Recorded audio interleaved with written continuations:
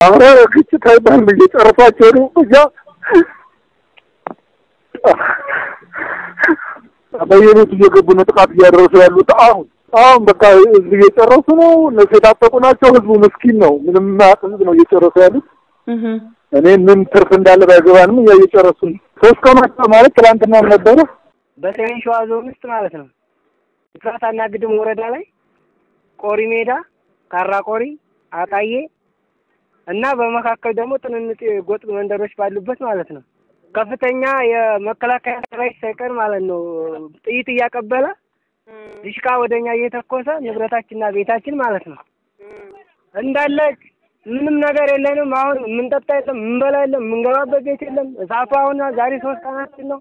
የመንግስት የደረሰ የመጣው የመንግስት አካል ለነሱ ያገዘ ነው የሚለበልበው ወዴት እንትን እንበል ግራ ግብት ሆናው ያለነው ፀሐይ ላይ ፈሰን ያላውም ከፀሐይ ላይ አጣጣውን ያለነው 3 ቀናችን ሴቶቹ ህፃኖቹ ያው አንቺ ሴት ነሽ እንደ ሴት ራስሽ አስቢ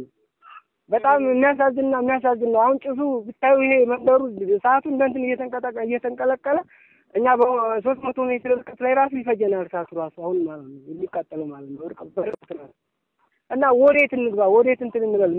ማንንስ እንጠይቅ ወደ ማንንስ እንጠይቅስ አሁን ከላይ ከፈጣሪ ነው እንጂ እኛ ያሁን እንትን አንድ ነገር ያመጣል ብለን የምናስበው ከታች ያሉት ባለስልጣንና እንትን ምንም ሊረዳን አልቻለም ምንድነው እንደዚህ ማጋ ቤት እንበልስ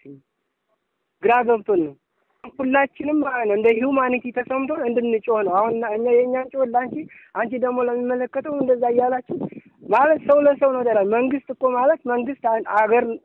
የሀገር አለኝታ ወይንም ደግሞ ጠቅላይ ሚኒስትር ሆኖ እንዲታዛዝ ነው እንጂ እኛ እንዳስፈጅ አይደለም አንድ ወረዳ ላይ አሁን በዚህ በፍራታና ግድም ወረዳ ላይ ባልኩሽ ላይ አንድ ወረዳ ነው የምጠራልሽ በአንድ ወረዳ ላይ 7 ወረዳ የ7 ወረዳ አንድ ዞን ላይ ከሚሴ ልዩ ዞን ኦሮሚያ ላይ 7 ወረዳ አለ 7ቱም ወረዳ ፕላስ ሳት ሲደመር ልዩ ኃይሉ ያሰለጠነው የሽመልስ አብዲሳ ልዩ ኃይል ልብስ እየቀየረ ማለት ነው ለዚህ መገለጫ ደግሞ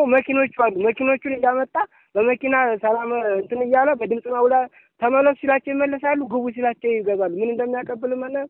ይተኮሰው ከባድ መሳሪያ ነው ልጆች አሁን ብዙ ዲዳይ ሆነዋል በዚህ ምክንያት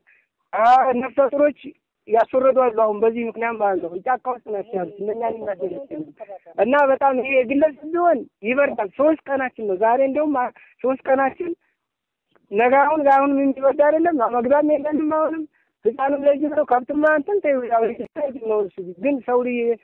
እንዴት በጅብና በእንትን ይበላል ግራ ገብቶን ነው ለሚመለከተው አካል አንቺ ሰው ነሽ ሰው ነው ሂዩማኒቲ ተሰማሽ የሚሰማሽኝ ያክል ለሚመለከተው አቅርቢልን ጩሂልን እውነቴን ነው የምልሽ ጩሂልን እውነቴን ነው ጨብጨብሻለሁ ይቅርታ ስሜት ስለሆነ ነው ግን አንቺ የተሻለሽን አድርጊልን አሁን እውነቴን ነው ሁላችንም ወንድሞቻችን ምናምን አሁን ሬሳው የሚያነሳው የለም አሁን ቤትስ ገብተን ነው የምናነሳው በዲሽቃና በእንትን ነው በመታገት በስናይፐር ነው ይዘመቱኛል